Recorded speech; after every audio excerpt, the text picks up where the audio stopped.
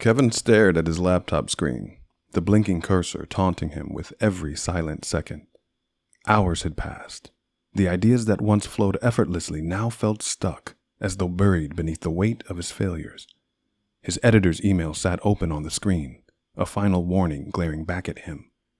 "We need something, Kevin. You're running out of time." Running out of time. The words echoed in his mind as he glanced at the clock. 11:11 p.m. The apartment was quiet, but not the peaceful kind of quiet, the heavy, suffocating silence. His wife, somewhere in the other room, hadn't spoken to him in days. They barely talked anymore. When had it gotten so bad? Months had passed with no love, no sex, no connection. Kevin ran a hand through his unkempt hair, his frustration mounting. His marriage, his job, everything he cared about was slipping through his fingers, and he didn't know how to stop it. 3 years ago, he had it all. A high-paying job as an investigative journalist, a reputation for sharp, compelling stories, and a marriage full of hope and possibility. But success had made him complacent. His writing lost its edge, and now his editor's patience was hanging by a thread. With a frustrated sigh, Kevin slammed the laptop shut. He needed something, anything, to pull him out of this downward spiral.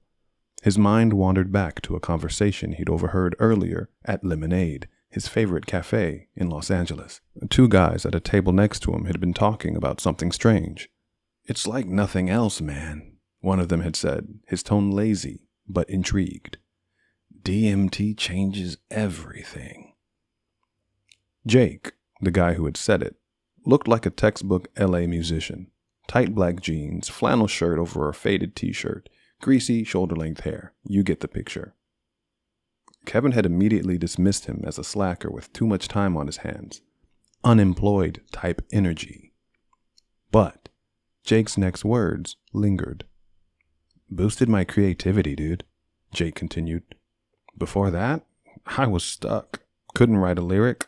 After one trip, it's like, boom, the ideas wouldn't stop coming." Kevin had scoffed inwardly at the time. Psychedelics. Really? He wasn't about to take life advice from a guy who probably couldn't pay his own rent. But now, sitting in his dark apartment, the words resurfaced, needling him. Boosted my creativity. Changed everything. He shook his head, trying to dismiss it. Drugs were for dropouts and drifters, not people trying to salvage their careers. He'd always believed that. Judged people who turned to substances as weak or aimless. And yet, the thought nagged at him. If there really was something that could reignite his creativity, could he afford not to try? Kevin opened his laptop again, but not to work.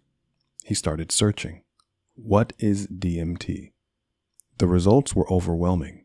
Forums, blogs, and Reddit threads painted a chaotic picture. Some users described spiritual awakenings, profound revelations, and connections to other dimensions. Others warned of terrifying trips, people losing their minds, or worse. He leaned back in his chair, his mind racing. Everything he read clashed with his beliefs. Drugs like this were supposed to ruin lives, not transform them. He thought about his parents' stern lectures on staying clean, his own deeply rooted fear of losing control. He hated the idea of diving into the unknown, of trusting something he couldn't see or explain, but the allure of it wouldn't leave him alone. The final straw came one night as he scrolled aimlessly through Facebook. A post from an old friend, Danny, popped up. "Got way too much DMT on my hands. Who's down for a trip? Message me if you want some." Kevin froze, his heart skipping a beat. A chill ran down his spine as a strange sense of déjà vu washed over him. It was ridiculous, of course. He'd never done anything like this, let alone meet Danny for drugs. But the feeling lingered, unsettling and unshakable, as though the universe itself had aligned to bring him to this moment. He hesitated, staring at the screen. Every logical part of him screamed to close the app and forget he'd seen it. But Danny had always been there at pivotal moments in Kevin's life. The kind of friend who seemed to show up when Kevin needed him the most, nudging him towards decisions, that shaped his path. Trusting Danny had never led him wrong. Kevin's fingers hovered over the keyboard. He could tell himself it was for work, that an investigative piece on DMT might save his career, but deep down he knew that wasn't the whole truth. There was something else. A part of him, hidden even from himself, longed to feel connected, to understand the world and people in a way he'd always dismissed as delusional. Spirituality was for fools, but maybe there was something to it. Before he could second guess himself, he clicked the message button and typed, "I'm in." The next day, Kevin arrived at Griffith Park, his nerves already frayed. The late morning sun glared overhead, casting long shadows from the towering trees. The park buzzed with life. Joggers, dog walkers, and the occasional cyclist weaving along the winding paths. Kevin spotted Danny near a bench, lounging in his usual carefree manner. The grass around the bench swayed gently in the breeze, tall and vibrant. Grasshoppers leapt through the blades, their movements erratic and quick like sizzling oil in a pan. Kevin's gaze lingered on one for a moment, the motion oddly captivating. "Kevin, man, long time," Danny said, standing to greet him. He wore a loose hoodie and jeans, his hair as wild as Kevin remembered. Kevin nodded, trying to keep his voice steady. "Yeah, a long time. So, is this safe?" Danny smirked. "Relax. You're acting like a narc, man. It's not that big of a deal." Kevin sighed, running a hand through his hair. "I'm just, new to this." "Don't worry about it. This isn't some shady drug deal. DMT is not for partying. It's for discovery, man." Danny reached into his bag and pulled out a small miniature plastic baggie, holding it up like a treasure. The crystalline powder inside sparkled faintly. Danny reached into his pocket again and pulled out a small bag of cannabis. "Here, take some of this too," he said, handing it to Kevin. "Sprinkle a bit on top to help it burn evenly. Keep the flame far away enough so you don't scorch it. Smoking this stuff is tricky, man, but it'll blow your mind. You'll thank me later." Kevin hesitated, staring at the bag. Was he really going to do this? Danny seemed to sense his hesitation. "Look," he said, his tone softer now, "you don't have to do it. But if you're here, maybe there's a reason." Kevin took the bag, his fingers trembling.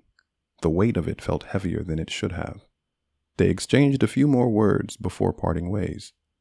As Kevin walked back to his car, he turned the bag over in his hands, his thoughts racing. By the time he got home, he'd made up his mind. He placed the bag on the coffee table and sat down, the dim light of his apartment wrapping around him like a cocoon. The decision was made. Tonight, he would take the plunge. Kevin sat cross-legged on the floor of his dimly lit apartment, staring at the miniature plastic baggie on the coffee table in front of him. The air was heavy, thick with anticipation and doubt. A faint streetlight outside cast angular shadows that danced on the walls, amplifying the stillness of the room. His mind churned. Was he really about to do this? He had convinced himself he was ready. But now, faced with the shimmering crystalline powder, uncertainty clawed at him. This was make or break time, and the weight of the decision pressed against his chest like a failed bench press with no spotter. He had prepared himself, or at least he thought he had. The mysterious crystal substance shimmered under the faint light, its appearance deceptively unassuming. He took a deep breath, his fingers trembling as he picked up the lighter and the glass pipe Danny had provided. "Here we go," he thought. Danny's voice echoed in his mind. "Sandwich it between 2 layers of weed to help it burn evenly. Keep the flame far enough away so you don't scorch it. Smoking this stuff is tricky, man." Kevin had rolled his eyes when Danny said it, but now the words seemed monumental. He carefully packed the bowl, his heart racing as he flicked the lighter and held the flame just far enough from the surface. The thin tendrils of smoke curled upward, and he brought the pipe to his lips. The first hit was like anything he'd ever experienced. Years of chain smoking during late-night work sessions and breaks from grueling investigative assignments had seasoned his lungs, but even that didn't prepare him for this. The smoke clawed its way into his lungs, searing as if he'd inhaled molten chalk. It tasted wrong. A chemical bitterness, like mothballs in a drawer that hadn't been opened since his grandmother passed. He coughed hard, fighting to hold it in as his chest burned with the effort. And then he felt it. A warmth spread through his body like liquid gold, tingling and coiling through every nerve. His heart raced, not with panic, but with an electrified energy, as if something ancient within him had been awakened. A faint, low hum began to fill the air, vibrating in his ears. It was subtle at first, almost like a buzz of distant power lines, but it grew louder with every second, wrapping around him like a cocoon of sound. Everything felt foreign, yet familiar. Determined, Kevin steadied himself and lifted the pipe for a second hit. But as he reached for it, the glass no longer felt like glass. Its smooth surface had changed, now feeling textured, almost alive beneath his fingertips. His mind struggled to grasp what was happening. The rules of reality itself seemed to shift around him. The pipe shimmered, its edges bending and distorting as though distance itself was unraveling. "Where is it?" he whispered, confused. The pipe felt both impossibly far and too close to his mouth. His eyes darted, trying to make sense of distance, but nothing aligned. When he finally managed to take the second hit, the smoke invaded his lungs once more, heavier and more pungent than before. And then the world changed. Everything in his apartment glowed faintly green, as though an unseen artist had traced the room with neon wire. The outlines of the coffee table, his bookshelf, even his own hands, each object projected a holographic duplicate that floated 6 to 12 inches above it, suspended in space. A gasp escaped his lips. "What is this?" His body buzzed with warmth now, the hum building to a symphony of impossible sounds. Sharp cracks, delicate crinkles, the childlike boing of a spring, and digital beeps and bloops that seemed to laugh and dance. The vibrations were relentless, reverberating through his body, making it harder to focus. The room began to warp. The edges of the walls bent inwards and his vision fragmented like a broken mirror, splitting his perspective into 1,000 angles. Desperate, Kevin reached for the pipe once more. His hand wavered in the air, missing the pipe by mere inches. The act of coordination felt like navigating a labyrinth blindfolded. He missed again and again. Then finally he connected. The third hit was the tipping point. As he inhaled, the hum reached an unbearable crescendo. His ears popped, and then silence. Kevin exhaled, watching the smoke swirl before his eyes. But it no longer behaved as smoke should. Instead, it danced, forming intricate fractal patterns that twisted into themselves endlessly. He stared at his hand and froze. It was melting. Like soft clay under a relentless sun, his hand dripped and oozed, the substance pooling into nothingness. A flicker of pain ignited, but he couldn't react. His limbs followed, dissolving into a cascading flow of pixelated particles. His body wasn't just melting, it was unmaking itself. And then he was outside himself. Kevin saw his own form crumble into the floor, as though viewing it from a distant third-person perspective. The floor beneath him rippled, forming a swirling vortex of radiant light. It pulsed and spun, its core alive with vibrant colors, electric blues, pulsating reds, golden yellows, and all layered with iridescent fractal patterns that seemed impossibly intricate. Before he could even think, he was falling. The vortex pulled him down, past the 13th floor of his apartment building, past the ground, past everything he thought he knew. The walls of the earth gave way as the vortex dragged him deeper, spinning violently until the concept of direction ceased to exist. Falling became flying. He wasn't being pulled into Earth. He was being pulled through it and beyond it, into somewhere far outside of the physical realm. And then he stopped. Kevin floated in an endless expanse of pulsating patterns and vibrant landscapes. The air, if it could be called air, was alive with radiant colors that shifted and flowed with an ethereal logic. Geometric shapes spiraled infinitely, and distant structures hovered, impossibly massive in the void. A horizon, if it could be called that, was dotted with towering crystalline formations that refracted light into kaleidoscopic beams. He was no longer in his apartment. He was no longer on Earth. He had arrived. Kevin was suspended in a void of endless possibility. He realized almost instantly that he no longer had a body. No arms, no legs, no physical form tethering him to the world he once knew. Instead, he was a glowing sphere of light, warm and pulsating with energy. The sensation wasn't disorienting. It was freeing. For the first time in his existence, he wasn't thinking, analyzing, or second-guessing. He was simply perceiving. Every detail of the strange realm unfolded around him with a clarity he had never experienced. Kevin could see from every angle at once, shifting perspectives seamlessly. In one moment, he observed the scene as though from above, and the next, he was immersed in it from a first-person point of view. There was no lag, no transition, just an effortless movement of awareness. He drifted into a chamber that seemed to rise from the void itself. It was vast, stretching endlessly in every direction, with walls made of shapes within shapes within shapes. Massive bands resembling the inner workings of a colossal, mystical organ pulsed rhythmically, as if alive.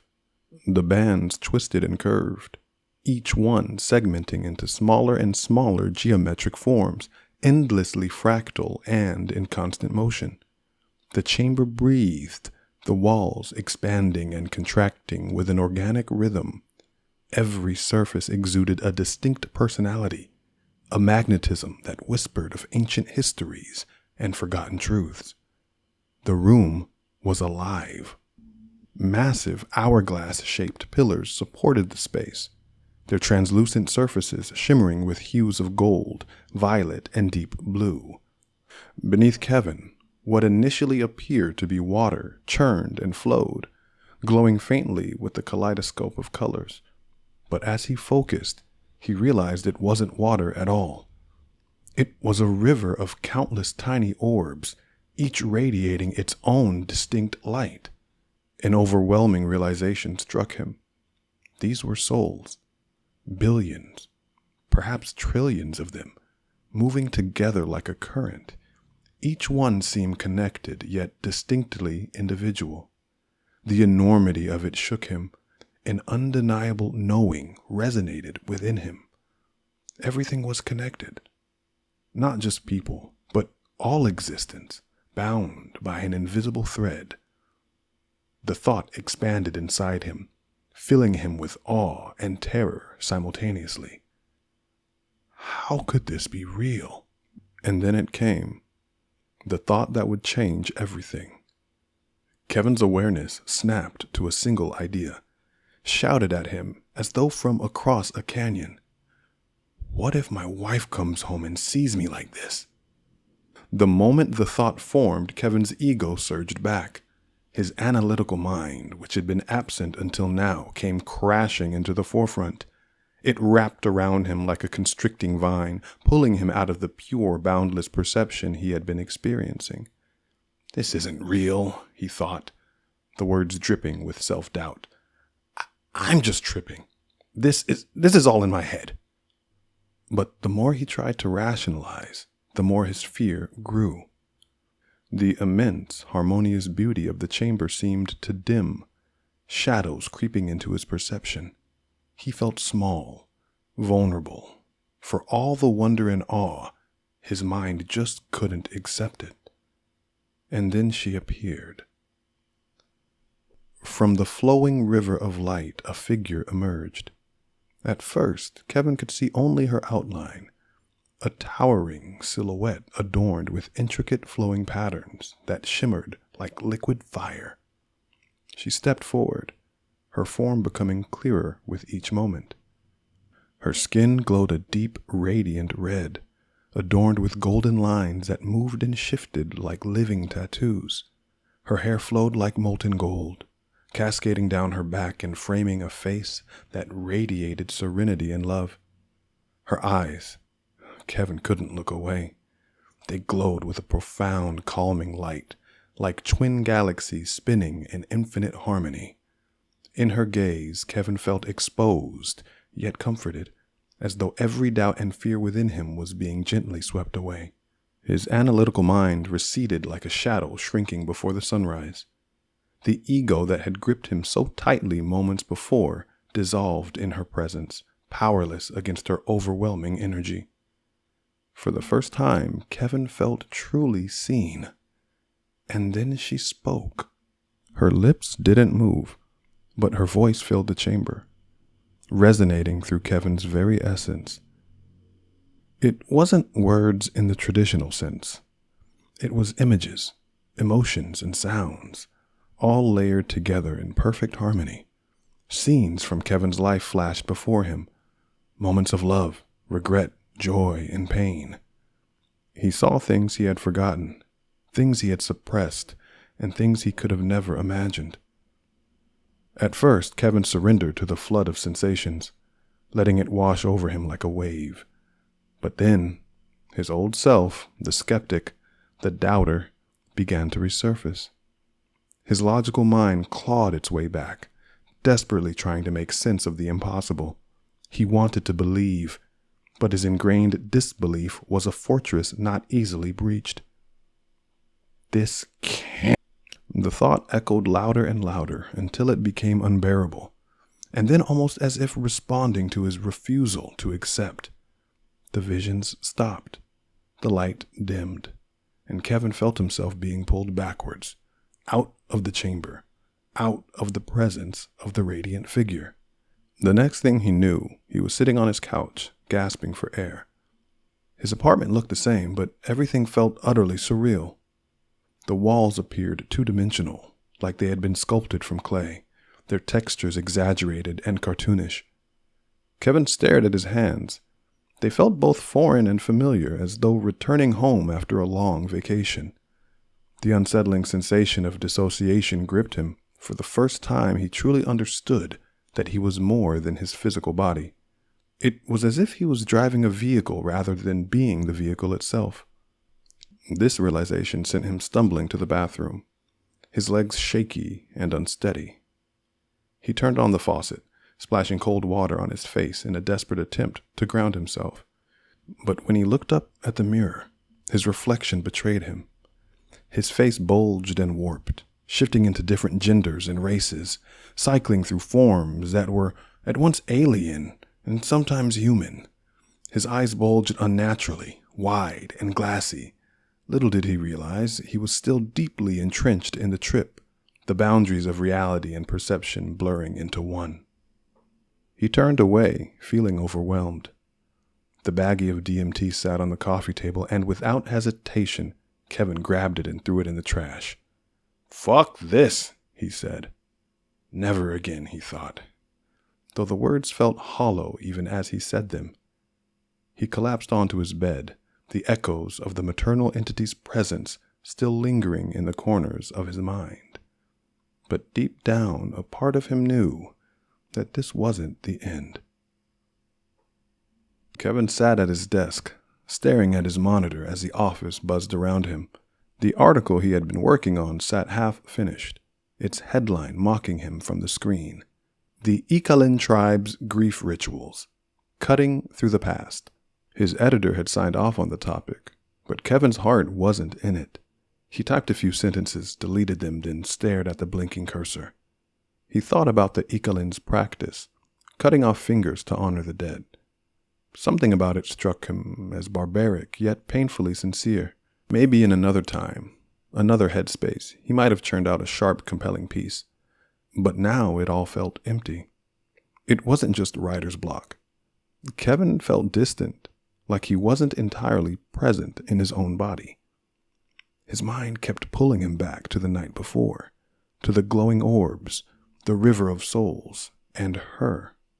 The maternal entity's eyes had burrowed into his memory, soft and piercing.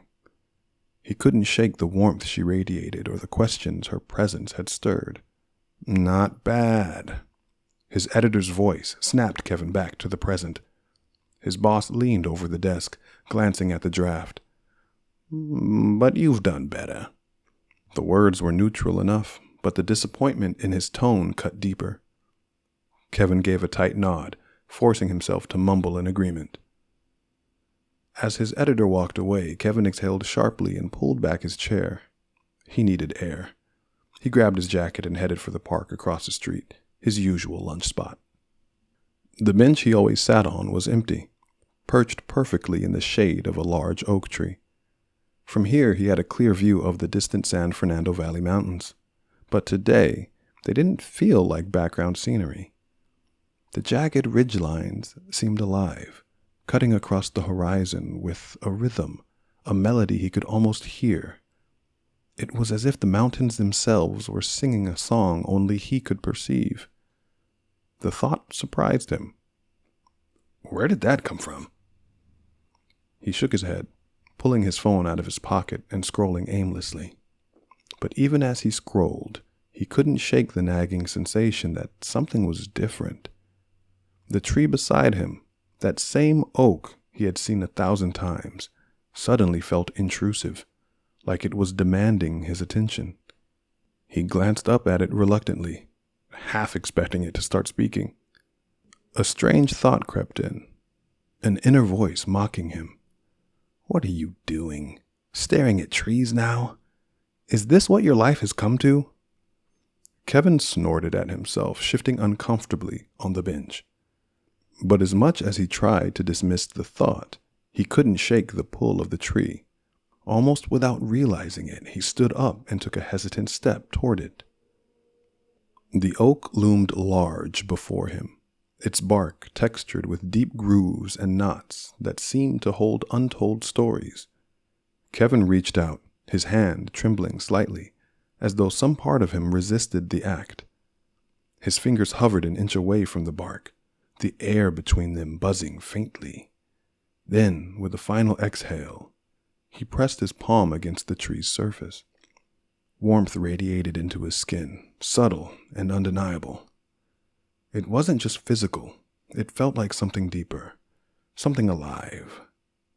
For a brief moment, Kevin felt a connection, like the tree's roots extended beyond the earth, intertwining with him. The sensation was overwhelming, and he yanked his hand away, stepping back quickly. But his gaze returned to the tree. It wasn't just there. It was alive in a way he couldn't explain, as though its branches were reaching out for him. The warmth he felt earlier, the connection, it unnerved him. He stood up abruptly and took a few steps back, shoving his hands into his pockets. God, I hope no one saw me.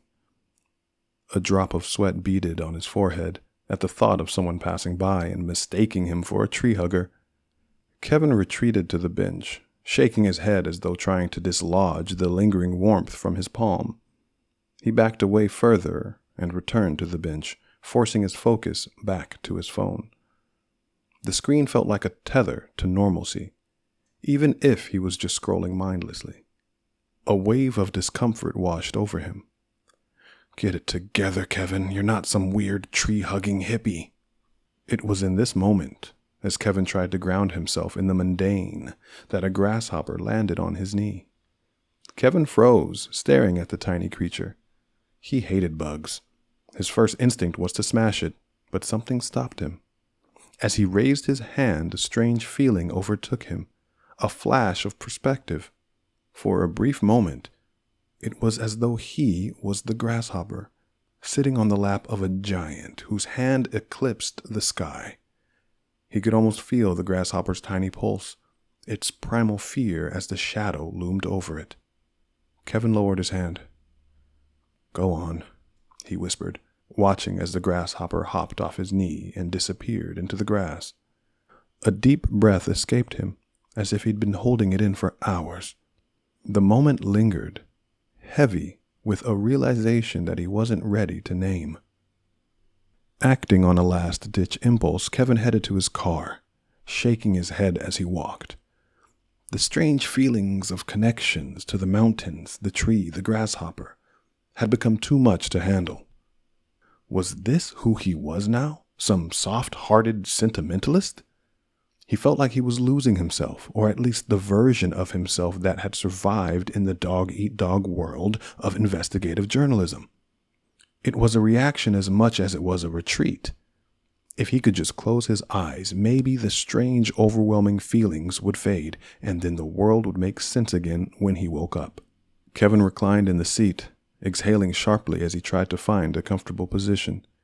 He closed his eyes, the faint sounds of distant traffic and the muffled murmur of passers-by filtering through the car's windows. It felt like only seconds had passed before he was swallowed by a familiar warmth. The world around him faded into an infinite black void behind his closed eyelids. "Come back," the voice said. It wasn't commanding. It was soft, almost pleading. The tone carried the weight of concern, like a mother calling to a child who had wandered too far. Kevin's chest tightened. The voice wasn't just familiar. It was her. Her presence enveloped him, undeniable and warm. The warmth felt more personal this time, as though it reached into the deepest corners of his being, quieting the chaos within. It reminded him of someone he had lost. His mother's face flashed in his mind. The same sense of safety and unconditional love washed over him, mingled with the ache of loss. A tear slipped down his cheek, startling him awake. Kevin sat up abruptly, wiping his face with the back of his hand, his heart pounding, his breath shallowing. The warmth lingered, but so did the confusion. He stared out the windshield, his mind racing. What is happening to me? But even as the question formed, part of him already knew the answer. Something had changed. Something inside of him had been touched, shifted, awakened. For the first time in a long time, he wasn't entirely sure he wanted to go back to who he used to be. Kevin's wife, Emma, stood in the kitchen, her hair loosely tied back as she rifled through the cabinets. Pots and pans clanged softly as she moved from one drawer to another, her focus intent on preparing dinner. Kevin watched her from the hallway, unnoticed for the moment.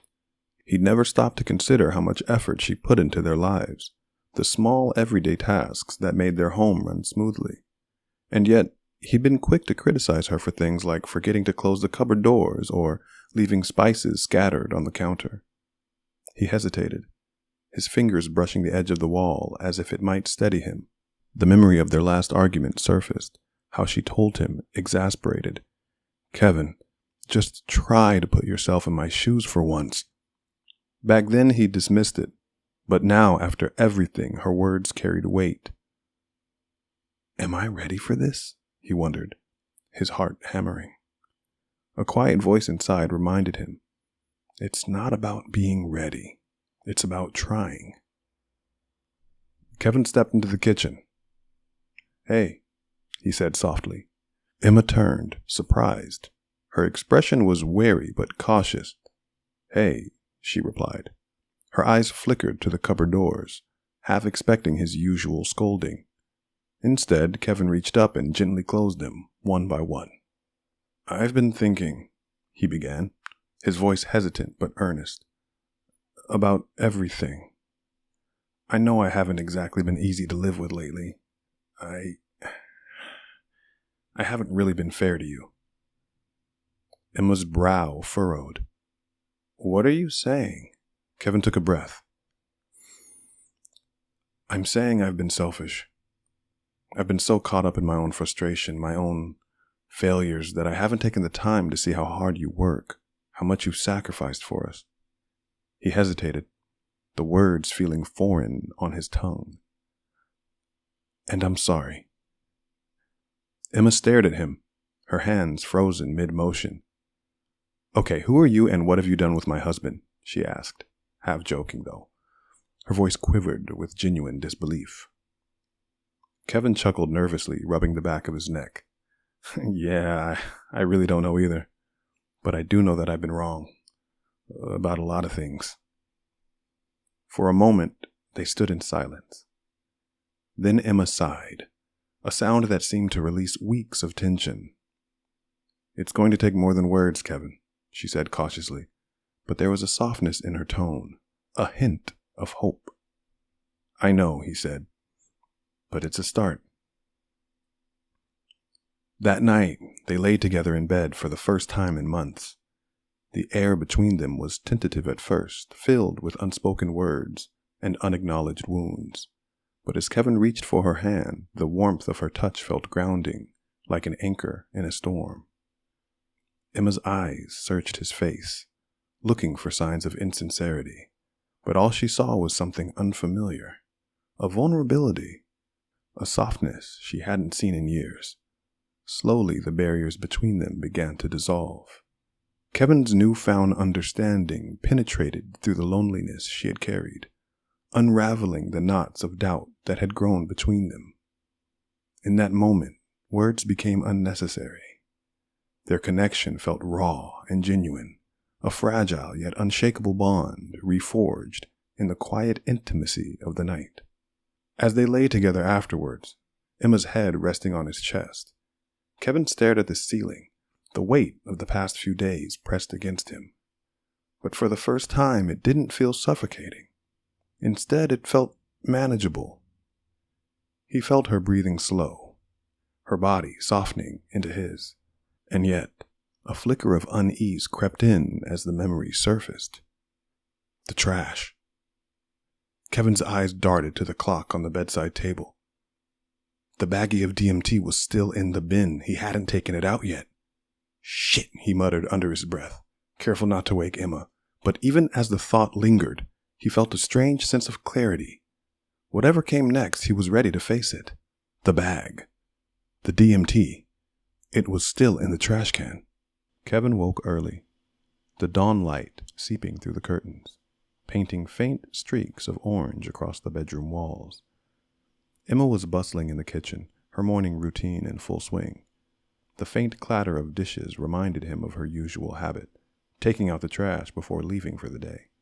He lay there for a moment, staring at the ceiling, letting the events of the past few days swirl in his mind. The clarity from the night before still lingered. The warmth of reconnecting with Emma had solidified something within him. It was undeniable now. The DMT hadn't just altered his perception for a moment. It had shifted something fundamental inside of him. And yet, there was more. He could feel it, like a faint tug on the edges of his consciousness, an unseen force pulling him forward. Acting quickly, Kevin slipped out of bed and made his way to the kitchen. Emma was reaching for the trash bin, preparing to take it out. "I got it," he said abruptly, stepping in before she could respond. She raised an eyebrow but didn't question it, grabbing her keys instead. "All right, see you later," she said as she headed for the door. Once the coast was clear, Kevin opened the lid of the trash bin, rifling through its contents until his fingers brushed the small plastic baggie nestled among crumpled papers and food scraps. As he held it up to the light, the crystalline powder shimmered faintly, almost as if it were alive. Back from the dead, you could say. Kevin's chest tightened. The first trip had been unplanned, chaotic. This time he would approach it differently. He set the baggie on the counter and took a deep breath, his mind reaching for the image of the glowing woman with the galaxy-like eyes. She had shown him something he couldn't explain, something that felt more real than anything he'd ever known. This time, he would meet her intentionally. He prepared the pipe carefully, his movements deliberate. Remembering Danny's advice, he sprinkled a thin layer of cannabis on top of the DMT crystals. "Keep the flame far away enough to melt it," Danny's voice echoed in his mind. "You don't want to burn the stuff. Smoking this is tricky, man." Kevin sat cross-legged on the floor, the morning sun spilling across the rug. The apartment was silent, the air charged with a strange anticipation. He held the pipe in one hand and the lighter in the other, closing his eyes to focus. He called to her in his mind, holding the image of the glowing woman, almost as if the intention was a bridge reaching out to her presence across the vastness of existence. The first hit was as harsh as he remembered, the smoke gnawing its way into his lungs yet again. He exhaled slowly, watching the smoke swirl and dissipate. The hum began almost immediately, a low vibration that seemed to emanate from within his chest. The second hit deepened the experience. The room around him began to warp, the edges of reality softening and folding in onto themselves. Colors intensified, bleeding into one another in waves of iridescence. And then, as he lifted the pipe for the third hit, he heard a faint chuckle in the distance, low and distorted, like an exaggerated laugh of a carnival clown. Kevin's hand wavered. The sound was unsettling, yet kind of familiar. But he pushed the thought aside, inhaling deeply and holding the smoke until his vision blurred. Then, a chrysanthemum appeared before him, its golden petals spiraling endlessly, each layer rotating in the opposite direction of the one before it. It pulsed with energy, radiating a frequency he could feel vibrating through his entire being. Kevin reached out instinctively, his awareness disintegrating as his essence made contact with the chrysanthemum. The moment his skin touched the petals, time slowed to a crawl. He felt himself unraveling, every particle of his being dissolving into the intricate pattern of the chrysanthemum. Each fragment of himself seemed to hum with its own unique frequency, blending into the symphony of vibrations emanating from the flower. The sensation was overwhelming, a mix of euphoria and surrender, as though he were both losing himself and becoming whole. He passed through. When his awareness returned, he was standing in a lush rainforest. The air was thick with humidity, the scent of earth and foliage filling his lungs. Sunlight filtered through the dense canopy, casting dappled patterns on the forest floor. Kevin turned slowly, his heart pounding. This wasn't the abstract geometric realm he had visited before. This was real. Too real. Panic set in. Am I dead? The thought hit him like a punch in the gut. His mind raced, grasping for explanations.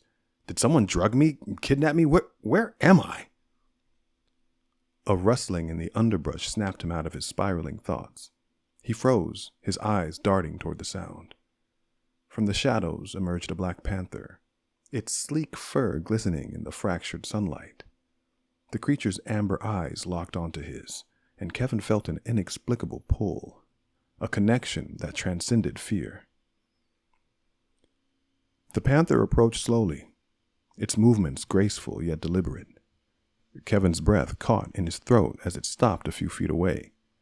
The air between them felt charged, alive with an energy he couldn't describe. And then before his eyes, the panther began to change. Its form shimmered, shifting like liquid light.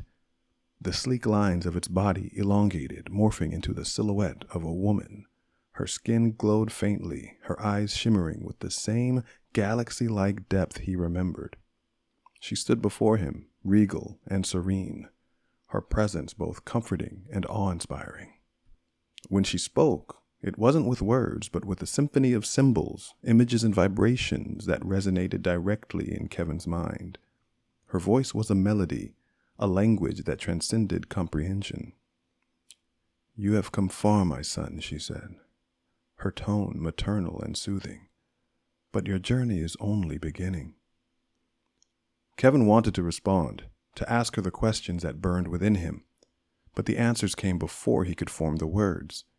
Images flooded his mind, scenes of his life, moments of pain and joy, visions of connection and separation. Each image carried a weight, a lesson he didn't yet understand but felt deeply. "Why am I here?" he thought. Her smile was gentle, her presence enveloping him like a warm embrace. "To remember," she replied. Kevin's chest tightened yet again, a mix of awe and resistance stirring within him. The logic-driven part of his mind clawed for control, whispering doubts, casting shadows over the light of her presence. He took a step back, his voice trembling. I didn't ask for this.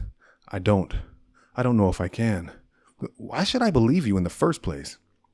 Her gaze softened, her expression tinged with a slight sadness that pierced through him. You need not believe. You already are. She paused, her eyes shimmering with an ancient knowing. But beware. The path to truth is not without shadow. Kevin opened his mouth to protest, but before he could utter a word, the ground beneath him began to tremble. The earth seemed to heave and shift, sending vibrations through his legs that rattled his very bones. The surrounding trees began to sway violently, their branches thrashing against one another as if in a chaotic dance. Leaves tore free, swirling madly in the air like a frenzied storm. A deep guttural rumble rose from the ground, mingling with the sharp cracking of roots being wrenched from the soil. Kevin could hear the unsettling sound of rocks grinding against each other, punctuated by the faint cries of unseen creatures scattering in fear. The air itself grew heavier, dense with a sense of foreboding, as though the very fabric of this reality was being ripped apart. A low hum resonated, growing louder, deeper. The earth beneath his feet fractured, and a swirling black vortex opened suddenly, pulling at him with an irresistible force. His heart raced as he stumbled backwards, trying to maintain his footing, but it was futile. He was falling. The woman's glowing form remained above him, her expression now one of resigned amusement, with a slight bit of melancholy and familiarity. Every time you choose this path, her voice echoed faintly, as though carried on the wind, and every time you find your way back. Following this, a faint chuckle echoed from underneath, inside the void, as the blackness consumed him. And then, yet again, he was somewhere else entirely. The air felt heavy, oppressive, as though the very atmosphere carried the weight of an unseen burden. Something was different about this place.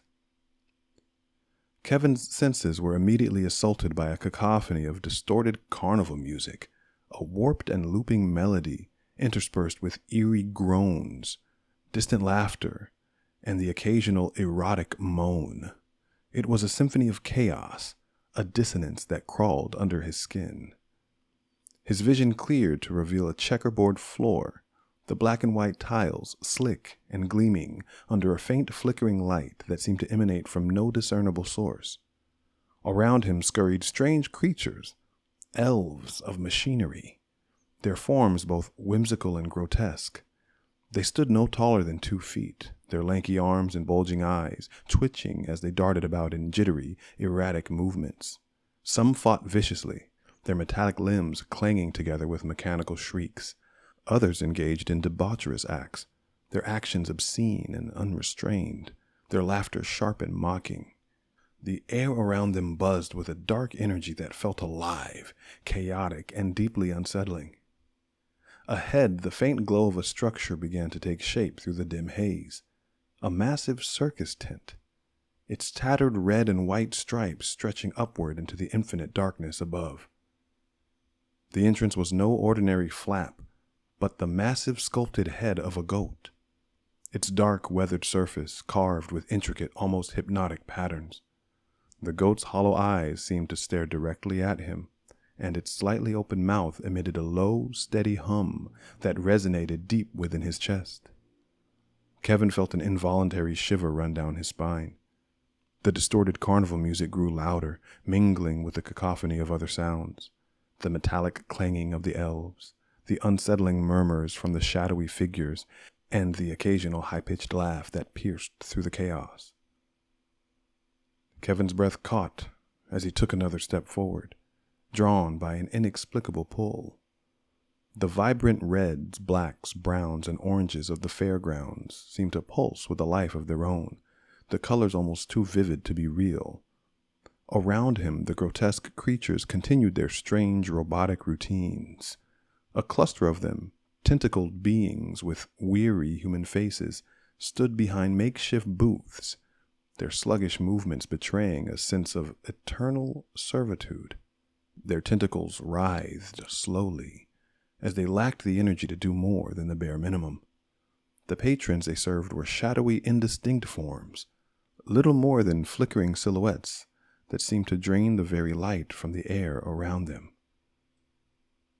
Kevin tried to focus on the path ahead, but his curiosity kept pulling the gaze to the sides. One booth displayed an array of objects that shimmered like gold, their forms constantly shifting as though they couldn't decide what they wanted to be. Another was manned by a creature whose face split into 3 distinct parts, each one locked in a different expression: joy, sorrow, and rage.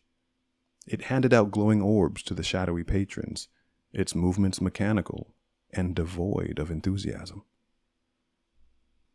The warped carnival music reached a crescendo, and Kevin found himself standing directly before the massive goat head entrance. He hesitated, his mind racing with questions, but the magnetic pull was undeniable. The intricate carvings on the goat's face seemed to ripple under the flickering light, the patterns drawing him in like a hypnotic spell. Slowly, almost without realizing, he reached out a trembling hand and pressed it against the leathery and surprisingly warm surface. A jolt of energy shot through him, and the goat's eyes flared to life, glowing a deep, menacing red. Kevin stumbled back, his heart pounding, but before he could react further, the goat's mouth began to open. A low, resonant hum spilled out, accompanied by the distorted cheers and laughter from within. The interior of the tent was bathed in a surreal golden glow, the light spilling out like liquid sunlight. Kevin stood frozen at the threshold, his jaw slack as he tried to process the scene before him. Inside, the atmosphere was entirely different. The grandstands were packed with shadowy figures, their laughter and applause echoing through the cavernous space. In the center ring, performers moved with exaggerated, surreal motions, contortionists bending in impossible ways, acrobats defying gravity, and clowns whose painted smiles seemed to stretch too wide. A booming voice cut through the noise, rich and flamboyant. "Ladies and gentlemen, the moment you've all been waiting for. Our guest of honor has arrived." The spotlight swung to Kevin, illuminating him as he stood frozen in the goat's mouth. The crowd erupted in a deafening cheer and applause, the sound crashing over him like a tidal wave. Kevin's heart raced.